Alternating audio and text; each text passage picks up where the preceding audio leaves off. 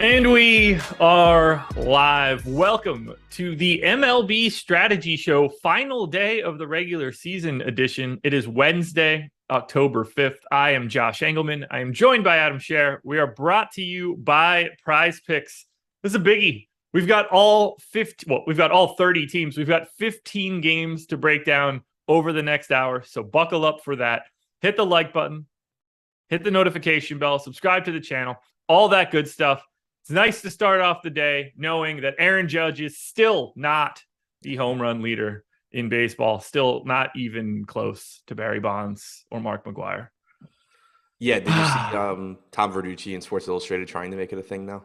Oh God, no! Verducci wrote an article like, "Would you rather be the official home run leader or the authentic home run leader?" It's embarrassing. It really is. Are we gonna do that for everything? Right. How do we know that someone else wouldn't have done that before that, but they faced 27 pitchers that were on the gas and they should have? It's so stupid. It's also, so stupid. How do we know Aaron Judge is clean? Like, he probably we don't. Is, but I'm sure he's not. Like, and he shouldn't be. He is probably clean from whatever Barry Bonds was doing. He's probably doing something else that if you knew it, you would be like, oh, we should look more into this and maybe ban it. Yeah, it's because we've had 20 years since that. We've got way cooler steroids now. Right. Like, it's like, and if he's not doing something that meets that criteria, he's not trying hard enough. I guess 2022, he's probably got like nanobots in his blood. Right. I mean, it could be anything at this point in time. He might not even be a human being. Who the hell knows? Like, he's probably on stuff that is not banned that makes what Barry Bonds was taking look like a joke. Like Flintstone vitamins. Right. The thing that bothers me is just like, it makes me not care about it because people are irrational about it. I would think this were cool if people weren't trying to say that it's something that it's not. Right. And like, I do think it's cool. Like, partly because I just like Aaron Judge and like, it's cool. It's a lot of home runs. It's the first time anybody's done it in a long time. Like, it's cool. It's fun. It would be a lot more fun if people would just shut up and appreciate it for what it is. Right. We don't have to make it into something fake and act like the American League record has somehow been the one that's just been standing the test of time. Right. So irritating. I'm happy that he's on the Yankees, though. It makes it so much easier to just like hate it all broad brush style. Because if he were on a team that like the general public liked to support, it would be a little bit different. You could probably get that narrative moving forward, but it's so easy to just completely hand wave things that the Yankees do. It does make me feel, it makes me happy too, knowing that he might be leaving after this season. I hope it would be the ultimate awesomeness if he just went straight to the Mets. Yeah, I mean, I hope he just gets out of the American League. Sure. Obviously you do.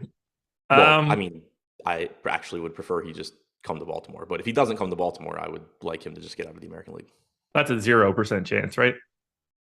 Very close to it. Okay. I mean, he fits in with their timeline, and they do have money to spend, but I don't think they'll go that route. I don't know that he would go that route. They are pretty good at signing sluggers to long-term deals. Yeah. If you look back at, he probably doesn't want to end up like Albert Bell and Chris Davis. No, you don't think? I'm sure he'd take the money. Once he signed that contract, I wouldn't give a shit who I ended up looking like. Right. Yeah, but like knowing it comes with either a degenerative hip condition or blindness, not really ideal. That, you know what? He's been trying to be like Bell. I bet his bat's corked. I bet that's the ticket. He's got Super Balls in there. Jason Grimsley on staff to crawl through the vents and try and get it back. He's like the I don't know. I was trying to think of some random job that he could have that they could just pay him to be the guy that knows the vent system. Like, oh God, it's good. Pulling a diehard.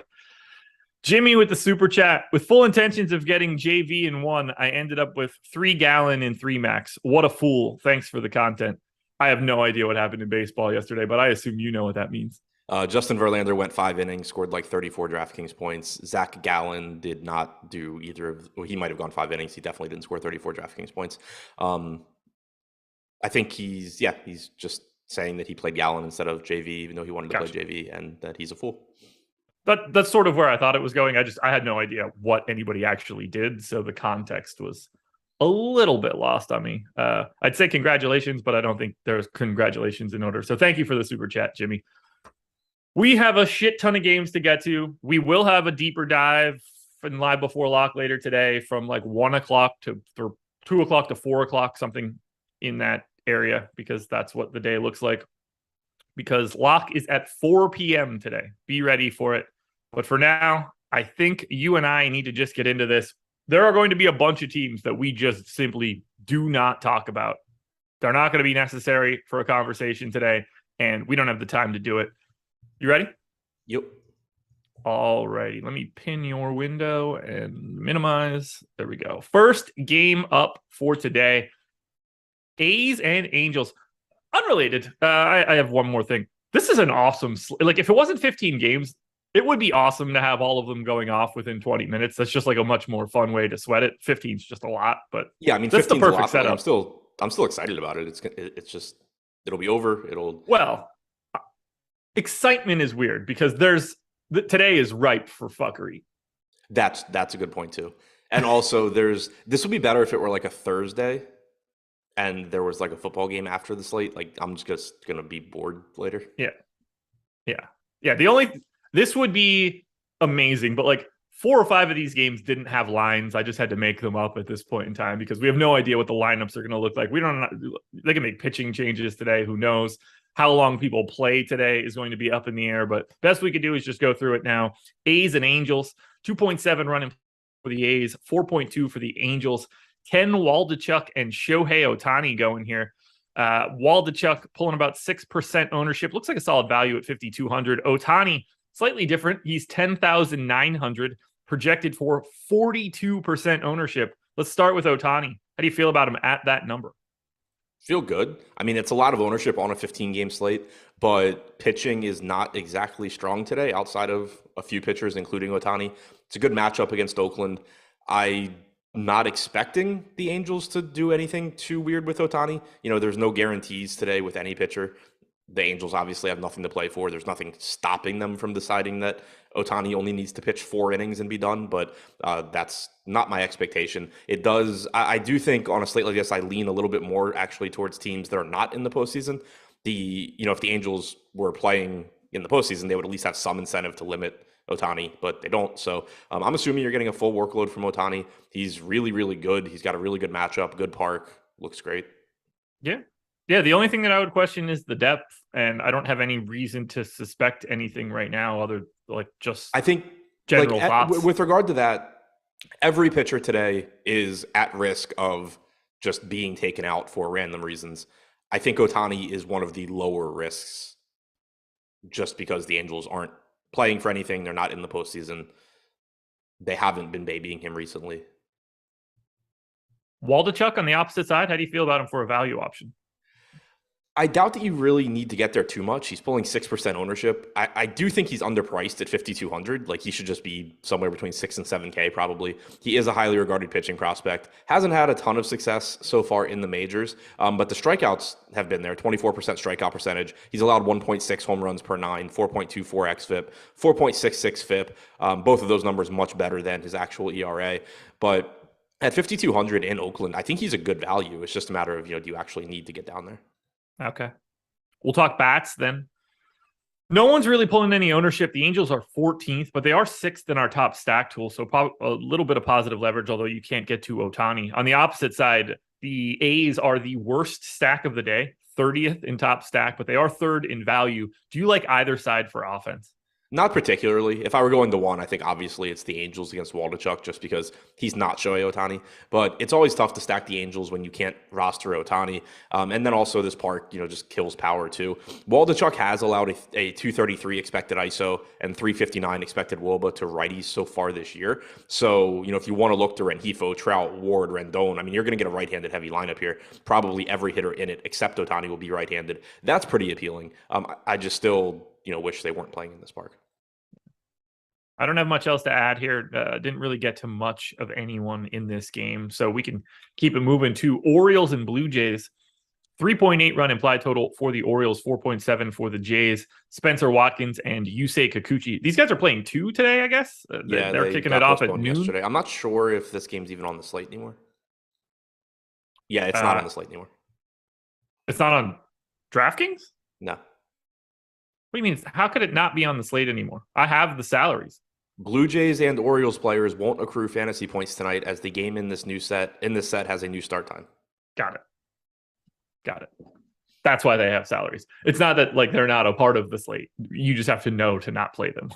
Yeah, they were a part of the slate, and then yesterday happened, and now they're not a part of the slate. Gotcha. Okay. Well, any further thoughts on Orioles Blue Jays? Go O's. Luckily, I didn't have too much coming in there. Rangers and Yankees. 3.5 run implied total for the Rangers, 4 for the Yankees. Glenn Otto going for Texas. Domingo Herman going for the Yanks. Is there anything here from a pitching perspective? I don't really think so. Domingo Herman, 7,300, pulling 3.5% ownership. On the other side, I already forgot who it was, but I know I'm not interested. Glenn Otto, 5,800. Like, I would rather go to Waldichuk if I'm going to that price range. The caveat would be, I guess, if the Yankees do run out a completely garbage lineup. I know in his post-game presser yesterday, Aaron Boone said that Judge earned himself the day off today, and then when asked to clarify if that meant Judge wasn't playing today, he said, I don't know, I need to talk to him. So there's some chance that you just get a total dog shit Yankees lineup, in which case Glenn Otto moves into like Ken Waldichuk territory where it's like, I probably don't need to get there. If I do, I'll take some chances on him. But assuming we're getting some semblance of a normal Yankees lineup, I don't have any interest in Otto. Okay. Do you have interest in the Yankees lineup? Obviously, a bit of a question mark. I don't have Judge in it right now. Is this a team you're trying to get to against Otto? If it's like a normal lineup minus Judge, I think it's a pretty good spot still. Otto's not very good. You would still have Rizzo, Stanton, Donaldson, Cabrera, Bader. Like, they would look fine. If it's minus Judge and minus Stanton and minus Rizzo, then I think it starts to get pretty difficult to get to. Yeah, I've got a decent enough Yankees lineup here at no ownership. I certainly want to get to something more than the 2% that we're getting to, but nothing too crazy. 189 expected ISO to lefties for Otto this year, 169 to righties, about an 18% strikeout percentage against both sides. It's a pretty solid spot. It's just a matter of if you can stomach whatever hitters end up in this lineup. Okay. Then on the opposite side for Texas up against Herman, they're middle of the pack in top stack. Is there anything here for you? Not really. Herman has been decent this year. He's not striking out lefties, 14% strikeout percentage, 146 expected ISO, 160 expected ISO, and a 23% strikeout percentage to righties. I mean, if the Rangers have Seager in their lineup and they run a normal lineup out there, I don't mind, obviously, getting Semien, Seager, Lowe, Garcia, Young, Heim, Calhoun. Like, those guys are all solid. They're all good. There's not a ton of ownership coming into them, only 2.5%. So they look fine. They don't really stand out one way or the other. Okay. Yeah, I don't see too much. I got to like a couple percent of the Rangers, a couple percent of the Yankees. We're going to need lineups for sure, but this is a game that I'm more likely to get to a bit of offense for, even though it doesn't seem like the best run environment in the world. Yeah, Rance, you're absolutely insane. That is I wish every slate for every sport was always like this. Yeah, like, it's awesome. I mean, unless you're somebody that believes you need to play the late games, have a guy from the late game because that's important. In theory, it's bad for anyone that wants to like micromanage their lineups, but yeah, not being able to late swap takes away. Who gives a shit? I don't have anything else here for Rangers or Yankees. Me neither. All right, schedule for the rest of the day. Coming up immediately after this, NFL Strategy Show Ownership Edition. So taking that look through the ownership for Week 5 in the NFL. We've got the MLB Deeper Dive kicking off at 1:45 Eastern Time, leading into MLB Live Before Lock at 3. It's a good time. 2 hours and 15 minutes of content, plus some other pre-recorded stuff that you guys can check out. MLB ownership also free for today. So we're closing out the regular season with that, along with PGA rankings. Pirates and Cardinals. 4.1 run implied total for the... What's up? You didn't say anything for a second, and I knew that I didn't need to respond to what you had said, so I thought you were like frozen. No. Pirates and Cardinals, 4.1 run implied total for the Pirates, 4.4 for the Cards. Johan Oviedo and Matthew Liberator. I don't remember if we ever figured out how to properly say his name. You got it? We'll go with it. Either way, don't roster these two pitchers. Yeah, pretty much where I'm at as well. Yeah. Okay. I don't have to worry about saying it. Let's talk. Either side of this one's it's kind of the same thing, but Libratore, you were definitely wrong. Libratore. I mean, if I have to say it like that, I'll just keep saying it the way I said it with some confidence. Libratore. Yeah, no, I'm not going to say that. You sound Libertare when you do that. 7th in top stack, 23rd in top value. That would be the Cardinals. The Pirates are basically the opposite. They don't have a great top stack odds, but they do have a decent value. Do you prefer either side of this one, or would you rather just ignore it altogether? I mean, I think I prefer the Cardinal side just because there's more talent there. Also, Liberatore is left-handed, so that kind of makes guys like O'Neill Cruz not look as good. Brian Reynolds, Brian Hayes, Miguel Andujar will be fine, but I prefer the Cardinals side, assuming they're giving you some sort of a normal lineup, which they may or may not be. Yeah, I didn't get to really anything here. I got to actually more of the Pirates, but it's not by much. 4% aggregate going to Pittsburgh, just 2% going to the Cardinals. I'm getting a ton of the Dodgers, which we will get to at the absolute end of the show. But either way, are there value bats here? Yeah. Are there a couple bats that are just ultra talented? Yeah. Does either side of this really look good in a park that just nerfs righty power? Not really. Yeah, it's not a spot that I'm too excited about. And Oviedo hasn't been bad either.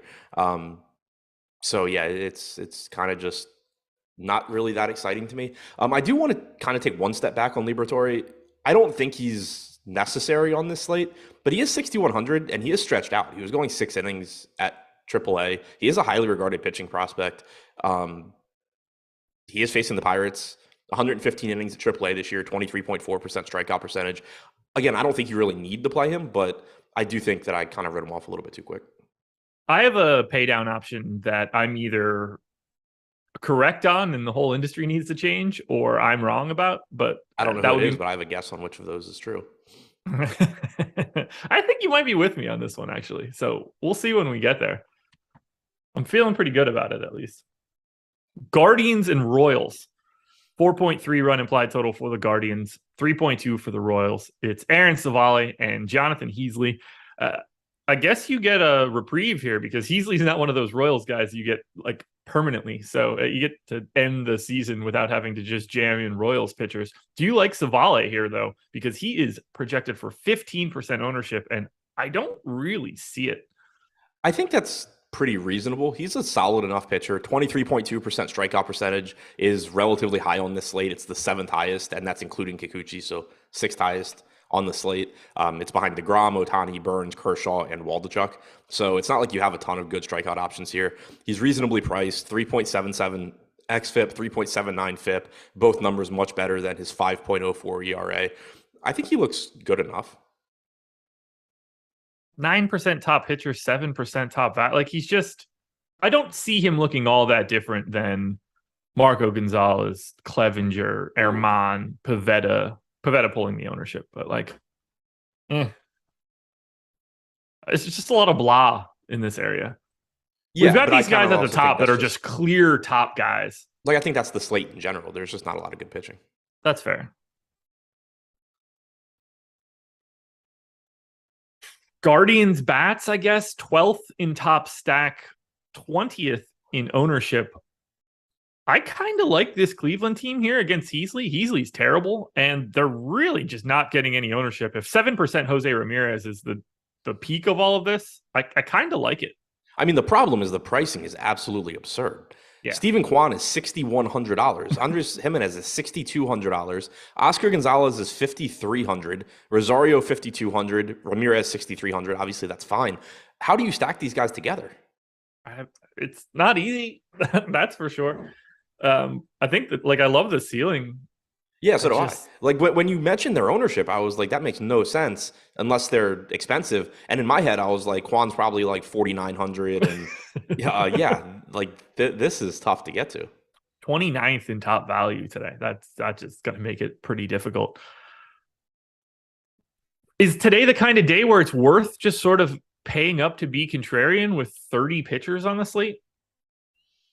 If you can do it, the problem is that the mid-range pitching is so bad. Like, if you're going to have to give up Ohtani, Burns, Kershaw, like, I mean, yeah, you can play like Savali Pavetta and be fine, I guess, but I don't know. I guess I kind of like the idea of it. I doubt that I really get to it. I just look at it like maybe Ohtani, Burns, and Kershaw aren't as interesting as it seems because of their They current all end up status. limited. So, Yeah. yeah. Whereas, like, if you're already crossing out three of the four most expensive pitchers, you start to have a lot more money left over. It is ridiculous pricing for Cleveland. I don't know what was happening there. They must have, is their first series next year in Colorado or something? Right. No, we don't price up for that, so couldn't be it. Oh, they would do it if it was a year from now. Right. Anything on the Royals side, they do not grade out well. Top stack, top value, anything. No, I mean, the obvious caveat that I play them more than I should, but doesn't set up as a spot that I really want to get to. Savali has allowed a 144 expected ISO with a 27% strikeout percentage against lefties this year, 156 expected ISO, 20% strikeout percentage against righties. Just not giving up a lot of power, doing a really good job striking out lefties, and the projected lineup has Melendez, Pasquantino, Massey, Waters, Isbell, and Lopez all from the left side. Pretty difficult spot, I think, to want to get to Kansas City. Yeah, I think we're on the same page there. Not somebody that I got a lot of. Let me circle back. I ran a new crunch with that Orioles Blue Jays game pulled out. I wanted to see if anything really changed for me. Other than having just a little bit of the Yanks, we really haven't talked about anybody that I'm like aggressively getting to. So it feels pretty good to me. I'm aggressively getting to the pitching, which I'm sure is no surprise. Brewers and Diamondbacks. Ugh. 3.9 run implied total for the Brewers, 2.9 for the Diamondbacks. Corbin Burns and Merrill Kelly. This is a real pitching matchup. Corbin Burns, obviously exceptional. Merrill Kelly's good, just not necessarily like the most interesting DFS guy in the world. Burns, 49% owned at 10,400, second most expensive pitcher on the slate. I think he looks exceptional. I think the ownership is totally warranted. Does make me a little bit nervous just because he doesn't have to go deep enough to do anything of value, but I think he's the best option on the slate. Yeah, he's up there with Ohtani for me. Yeah. Same thing as Ohtani. I assume you're getting a normal start from Burns. There's no guarantee there, but Milwaukee has been eliminated, so it's not like they're saving him for anything. It is also a home game, which, again, if we're just kind of logically thinking through narratives, that should help. People are paying to go to this game. People that the Brewers, in theory, care about are paying to go to this game. They are, I think, probably less likely to just yank Corbin Burns for no reason. So, yeah, I think that he's up there with Ohtani for me as favorite pitchers. 10-4 is a good price tag. Matchup's okay against Arizona. Pretty average spot, I think, now that they've called up a couple of guys. The lineup's gotten a little bit deeper. You've certainly got talented hitters in it. But Burns is one of the best pitchers on the slate. Third best strikeout percentage at 30.2%. 2.89 xFIP, also third best on the slate behind DeGrom and Ohtani. And, yeah, he just looks really good. Yeah. Yeah, I got to more Burns than Ohtani, but they are my clear top two. That makes me incredibly nervous because the odds of one of those guys just going out there and throwing like 4 innings and tipping the cap starts to get higher as you start getting those high ownership numbers. But I think they look great. So I have nothing else to add. Can you get to Merrill Kelly for 9K? I think you can. He's pulling 3% ownership with a 10% chance of being a top 2 pitcher. So yeah. I think in tournaments he makes some sense. He's relatively low probability to succeed, but he also has the 6th best chance of being a top 2 pitcher because, again, pitching on the slate is just so bad and kind of just so skewed towards the top. So I do think he makes some sense in tournaments. There's a lot of strikeouts typically in Milwaukee's lineup as well. Okay. Let's talk about those lineups now. The Diamondbacks do not grade out well against Corbin Burns. Any justification here other than just trying to be like different on a weird day? Yeah, there's not anything really other than that. How about the Brewers bats then up against Kelly? It is a great park for power. They're 17th in top stack. They're not pulling any ownership. Do you see yourself getting to Milwaukee? I do like left-handed power against Kelly. He's only struck out 18.5% of lefties this year. 192 expected ISO. Looking at the Brewers lineup, that points you towards Yelich, Rowdy Tellez, Colton Wong, obviously not prototypical power, but you do have 6 lefties in the projected lineup with Yelich, Tellez, Wong, Peterson, Narvaez, and Garrett Mitchell. So I do like that aspect of it. Obviously I wish that there was a little bit more power, but 6 lefties, if that's the lineup, is pretty appealing. Then you do have Adames and Renfroe that are just, high upside hitters anyway. So I am actually interested in Milwaukee, even though I think Kelly's a pretty good pitcher. Yeah, I think it's worth a shot at no ownership just because of the park itself. But again, not a team that I'm getting to a ton of. Crazy how these first couple games are just not bringing the offense to me. We'll see where we actually end up as we keep it moving. It's been like that on a lot of slates recently. I think in part because one, you're dealing with teams that you don't really know or they don't have incentives anymore. But two, with the weather getting cooler, it's just like you're not getting these parks where it's like, oh, it's great hitting. It's a great hitting spot. It's just like, oh, well, the hitting spot sucks and the pitching is decent. Here's the first spot that I'm actually getting to. White Sox and Twins. 4.1 run implied total for the White Sox, 3.6 for the Twins. Davis Martin going for Chicago. Louis Varland going for Minnesota. That sounds like two made-up starters for the last day of the year. No ownership going to either pitcher. We'll start there quickly. Do you care at all about whatever a Davis Martin or a Louis Varland are? Not really on this slate. Neither one's been bad. Varland's got some semblance of upside. Davis Martin's been a little better than I expected so far, but I don't really see any reason to need to roster them on this slate. There is some ownership coming into this one. I'm getting to one side more than the other. Public on the Twins, 6th in ownership at 7%. They're 9th in top stack, 6th in top value. A lot of that ownership going to Nick Gordon, as it has been for the past couple of days. I mean, if you're looking for a value stack, this seems like a pretty good spot for Minnesota. It's not where I'd like to be, however.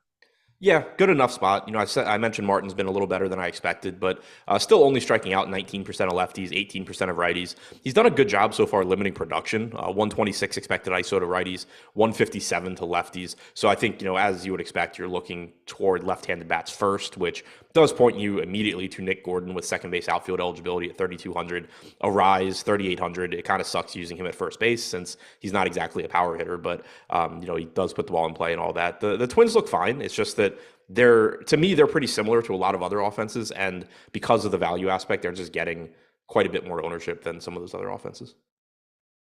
The team that I am getting to in this game is the White Sox. 17th in top stack, 1st in our value metric, 7th in ownership. This seems to be the offense that I find to be easier to get to with the Otanis and the Burns of the world. You get 2 MPEs. No one in the lineup that I have is more expensive than 4K. Our boy Elvis Andrus getting no ownership as well. Only Gavin Sheets in double digits. I really like the White Sox here against Varland. I think they look pretty good, and they're not getting that much ownership. 4.5% projected ownership, but an 11.5% chance of being the top value stack. That's the highest on the slate. Varland is decent, I think, but he has had some power issues, particularly to righties this year. Very, very limited sample, but 248 expected ISO, 413 expected WOBA to righties with only an 18.5% strikeout percentage. Lefties, a 134 expected ISO, 277 expected WOBA. Changeup has looked good against them so far, doing a really good job limiting production there. But this team's really cheap. You're facing an unproven pitcher in Varland that seems to have some power issues. Andrus at 4K, taking stronger stuff than Aaron Judge probably, has figured out how to hit. And then other than that, Andrus is the most expensive hitter in this lineup, which on one hand is absurd, and on the other hand actually kind of makes some sense. Andrew Vaughn at 3,900, I think is a really good play. First base outfield, right-handed power. Gavin Sheets at 2,500 looks good. The issue is that the rest of this lineup is absolute garbage, depending on what it is. The projected lineup I'm looking at has Andrus, Moncada, Vaughn, Sheets. Cool, like all those guys. Josh Harrison, Mark Payton, Romy Gonzalez, Carlos Perez, Lurie Garcia. If that is the rest of the lineup, it becomes problematic, but the top part would look good at least. Mark Payton projects pretty well via Steamer. That helps. 112 WRC plus, 180 ISO.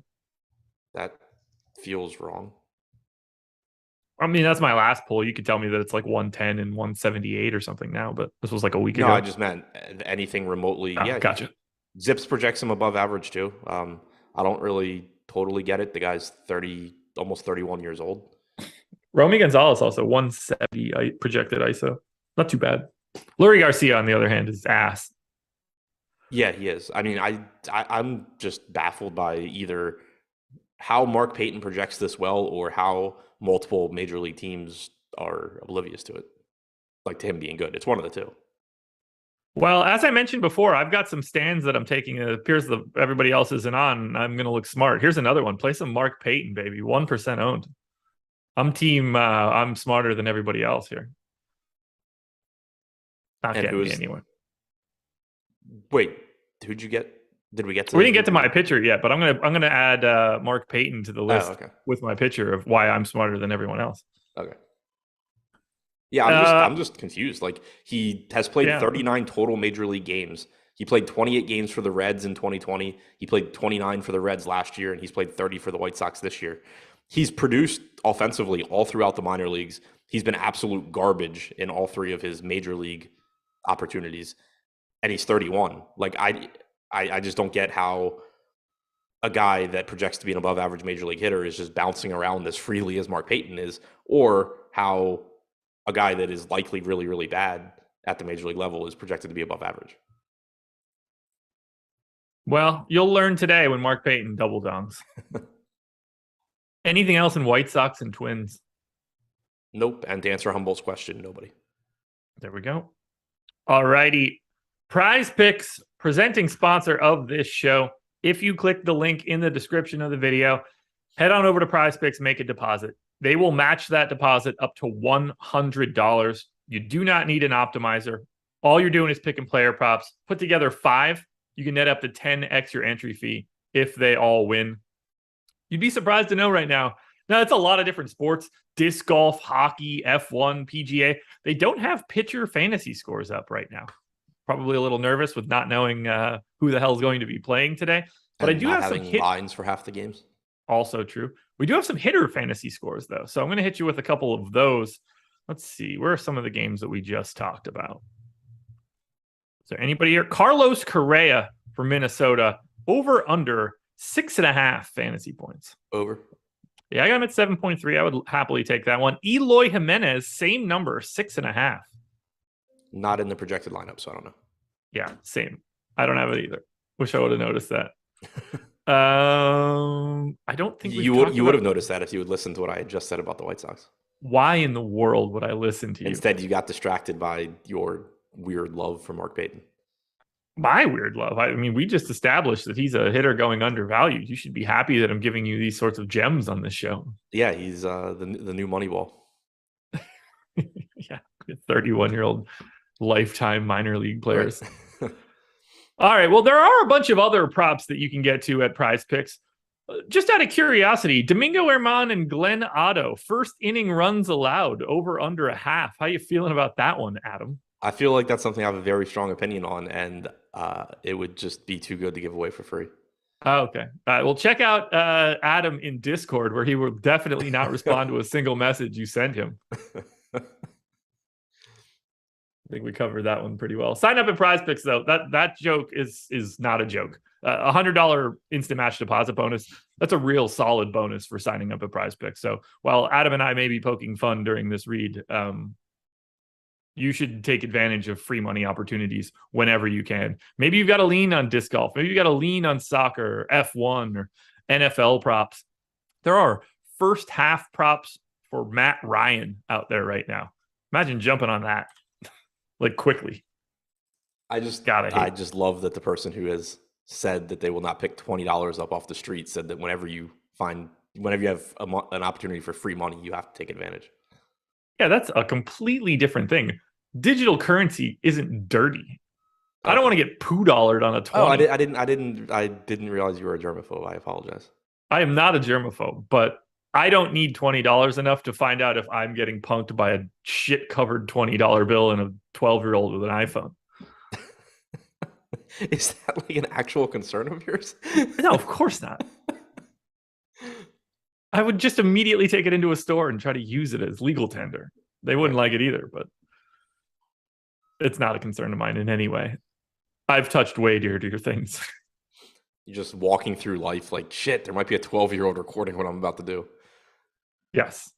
Wow. I got to follow up that. Red Sox and Rays. 3.9 run implied total for the Red Sox, 4 for the Rays. Nick Pivetta on the hill for Boston. Josh Fleming going for Tampa. And Pivetta pulling a boatload of ownership here against Tampa. 23% owned.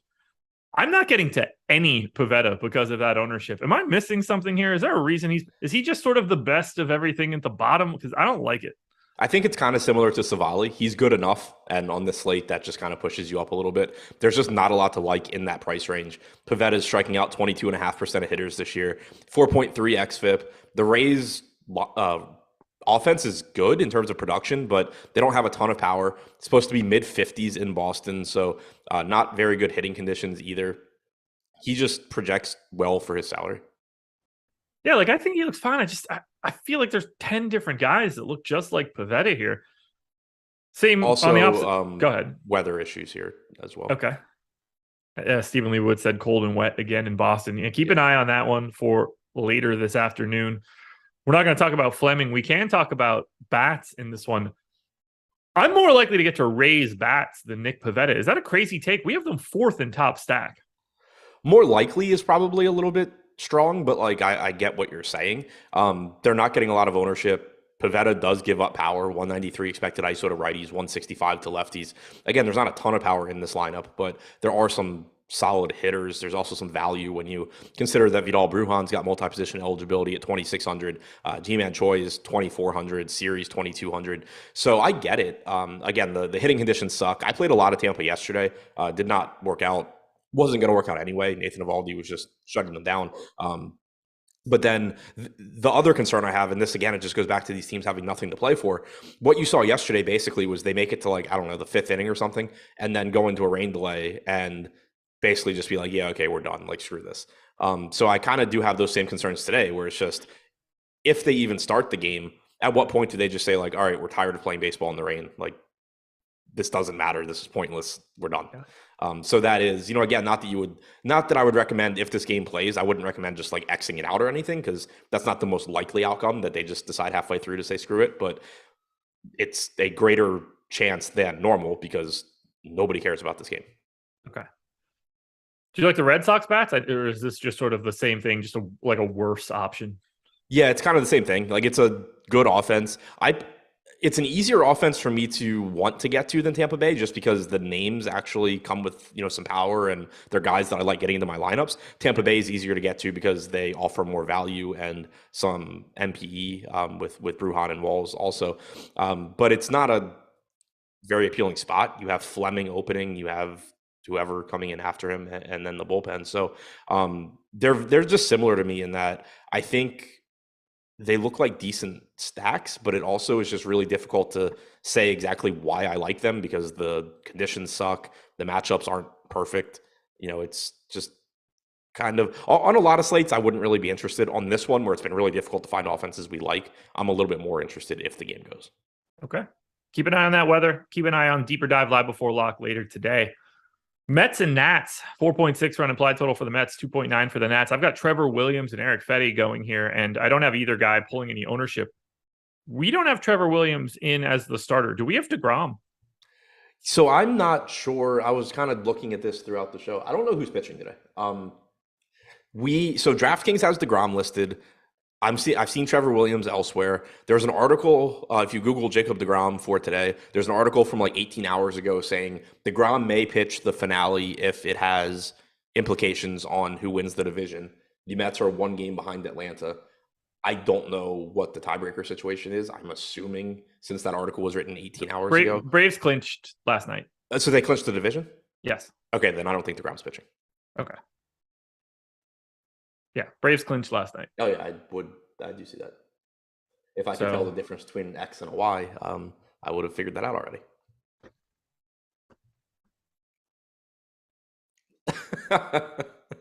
I've got an incredible chromosome joke just waiting here that I'm just going to sit on, but just know that it's there for you.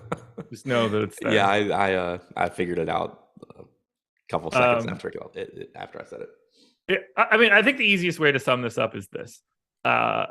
You're not rostering Trevor Williams and you're not rostering Eric Fetty.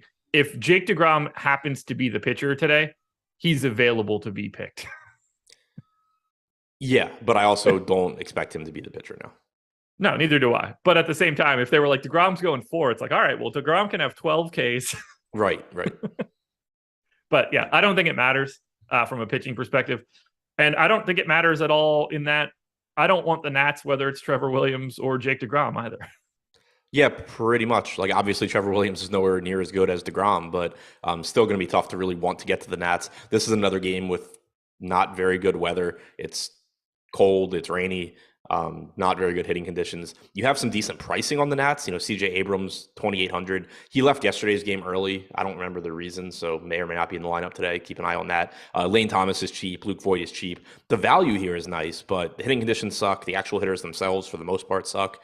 It's not a very appealing spot. Do you like the Mets? 6th in top stack, 8th in ownership? Yeah, I have some interest there. Again, need the weather to cooperate, and the hitting conditions, even if they do play, aren't going to be favorable. But a 155 expected ISO to lefties, 14.5% strikeout percentage from Eric Fetty, 165 expected ISO to righties. He's done a decent job at limiting power this year, but you do just have good power bats in this lineup. Again, the issue though, like they have nothing to play for. Who knows what this lineup even looks like?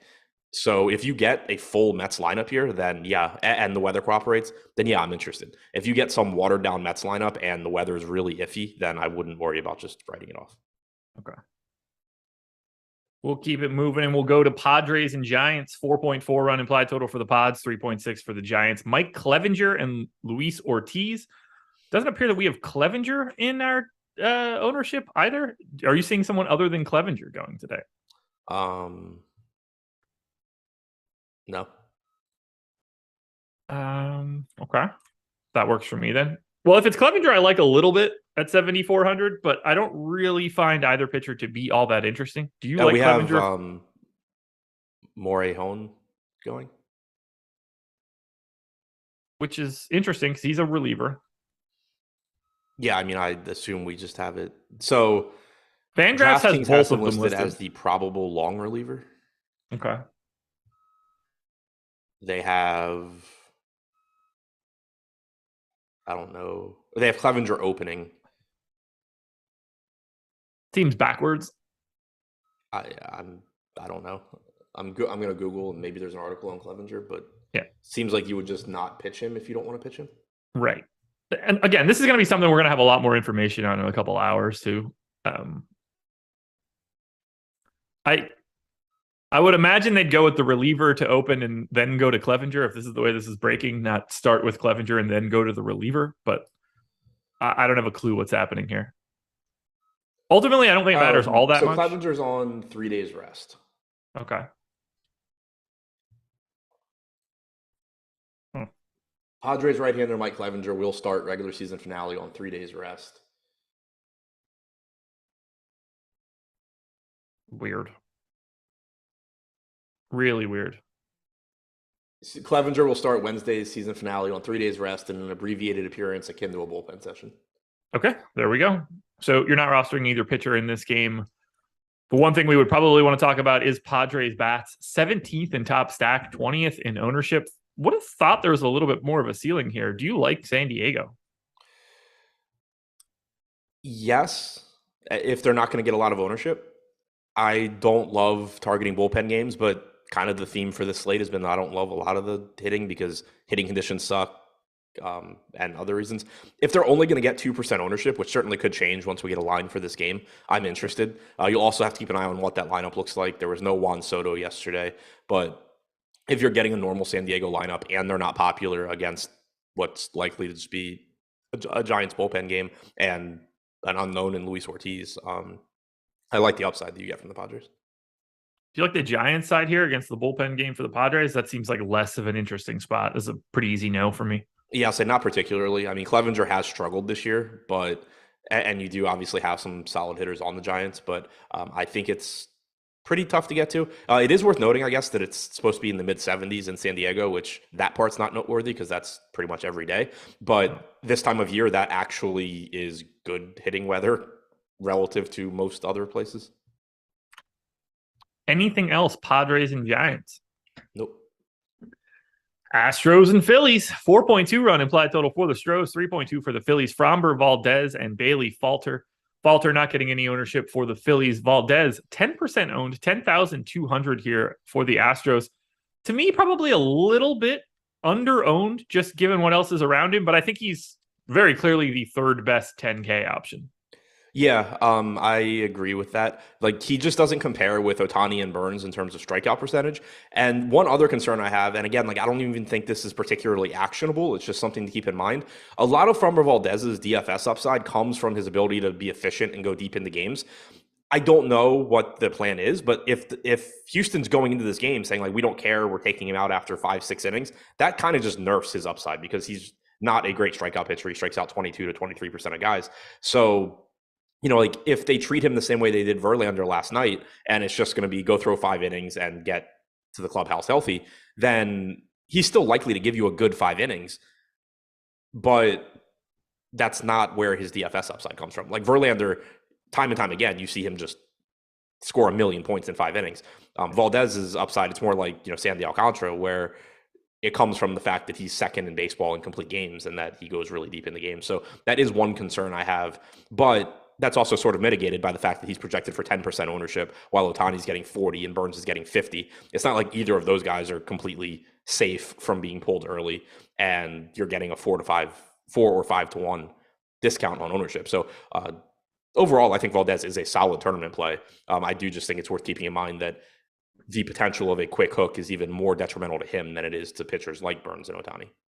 Astros play again on Tuesday, October 11th. So he can do whatever he wants in this game, and it won't.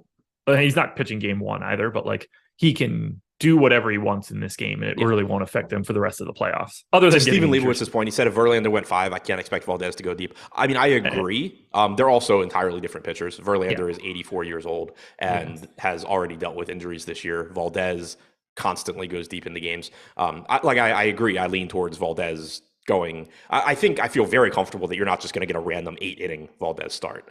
I think it's more so like, does he go 5 or can he go 6, which I don't know the answer to. I do. I would feel if they had let Verlander go 6 or 7 yesterday, I would feel very confident that Valdez could do that here.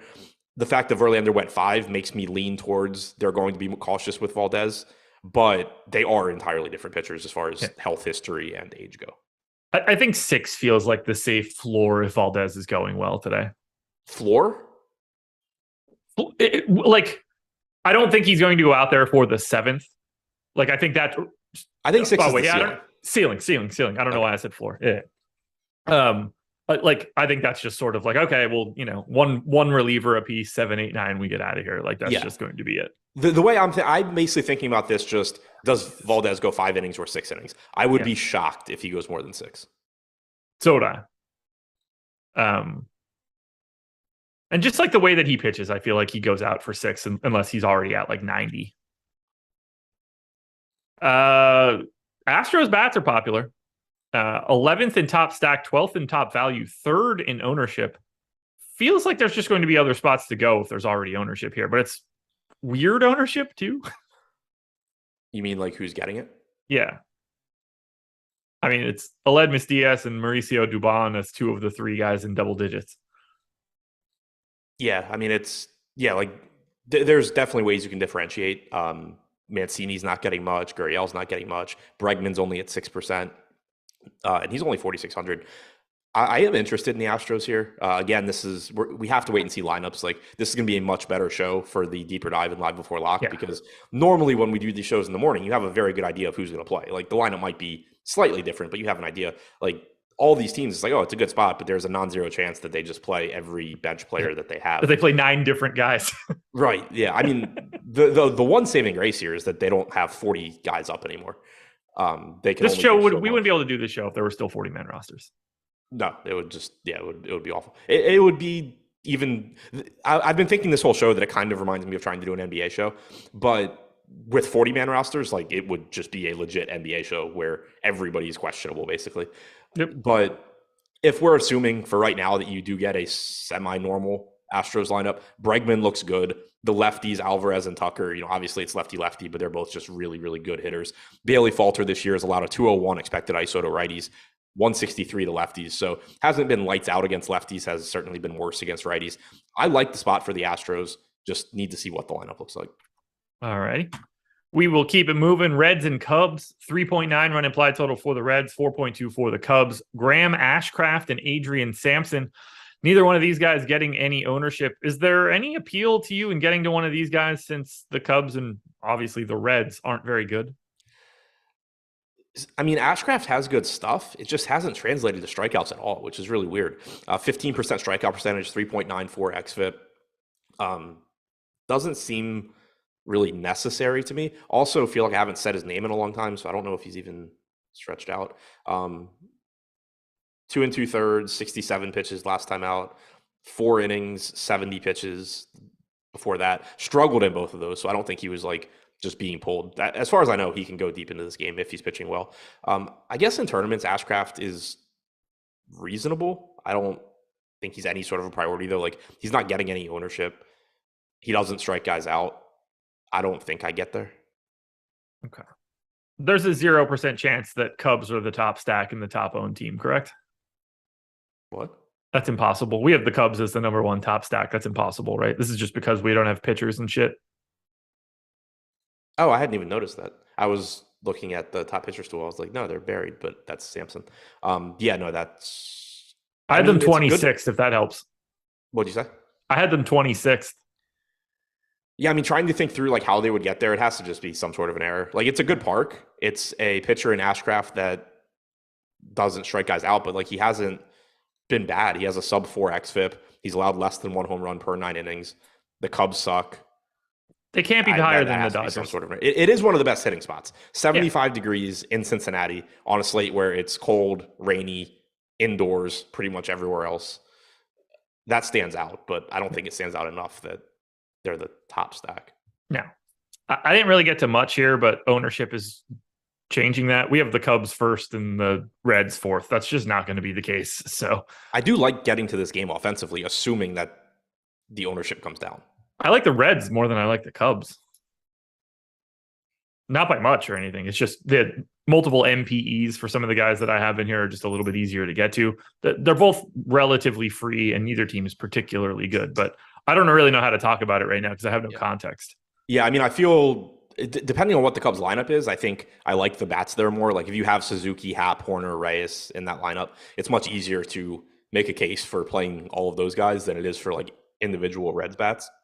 But mostly I just like the offenses here because it's good hitting conditions and they're good enough hitting conditions, and you don't have much of that on this slate. But this is all dependent on once we get lines for half the games on this slate that I expect the Cubs top stack percentage to come down and the Reds top stack percentage to come down, but also the ownership to come down with it. Assuming these teams kind of just settle into the middle of the pack where they belong with like 20 other teams, I like getting to this game. If this is just where everybody's going to go, then yeah, I'm good not playing popular Reds and Cubs hitters on a 14 game slate. Moving through these final 3 games pretty quickly, Mariners and Tigers, Marco Gonzalez and Tyler Alexander, neither pitcher really pulling any ownership. I think Marco Gonzalez is fine, but not all that interesting. Anybody that faces the Tigers is fine. Yeah, I agree. Like, I'm probably not going to get to much Gonzalez. He's projected for 6% ownership compared to Savali getting 15 and Pivetta getting 23. I like both Savali and Pivetta better, but that's a pretty big ownership gap where if you are going to popular bats, Gonzalez is good enough. And then just, don't watch the game because he is awful and it's not going to be an enjoyable experience. Mariners bats would look a little bit better if they were in a different park. I think they look solid, but I think the ownership is already there. So I don't really have too much I want to add to Seattle. Be happy to get them if I do, though. Yeah, I mean, I think they look good. I think that there's some value here once you get out of the top part of the order. And then the top part of the order itself looks really good with Rodriguez, France, Haniger, Suarez. These guys all have a bunch of right-handed power against a pitcher in Tyler Alexander that doesn't do a very good job of limiting right-handed power. So I do like the Mariners. Again, pay attention to ownership. But 194 expected ISO to righties, 245 to lefties for Alexander this year. Just bad against everybody. It should be basically an entirely right-handed lineup except for probably J.P. Crawford for Seattle. We're not going to talk about the Tigers here. But we make it to my guy now. Marlins and Braves. Alicia Hernandez and Dylan Lee going here. $6,300 for Hernandez. We have him at no ownership. I think that's going to change. I love Hernandez in this spot. Am I insane? How deep do you think he is going? He's fully stretched out. Okay, I was going to say, I know he hasn't pitched in the majors since the 17th. 6 1/3 on September 26th. 6 innings in the start before that, 5 1/3 before that, 5 before that. He's stretched out. Okay. So, I mean, that's good. He's somebody that I've played a lot in the past. I kind of forgot he existed. I have him like three fantasy points ahead of everybody up until Marco Gonzalez at 7,900. Yeah, I mean, 57 innings at AAA this year, 58 in the majors. Struck out 28.8% at AAA, 21.8 in the majors. In his career, a 22.3% strikeout percentage in the majors, 5.56 FIP, obviously not great. There's some chance you get a watered down Braves lineup here since actually there's a very good chance you get a watered down Braves lineup here. Yeah. Yeah, I'm with good park, $6,300 price tag. And yeah, assuming like you're just not going to get the Braves. They clinched yesterday. So yeah, give me Hernandez. I told you. You gave me shit. I told you it was coming. I was right. Know that. I don't care about Dylan Lee at all at flat 4K, although at flat 4K, you can kind of justify anything. I don't expect to get to bats here. I don't think the Braves are going to be running out many bodies that are real, and the Marlins aren't very good to begin with. So do you like offense at all? No, not really. Again, just assuming you're getting some absolute garbage Braves lineup, and those guys are all probably still drunk anyway.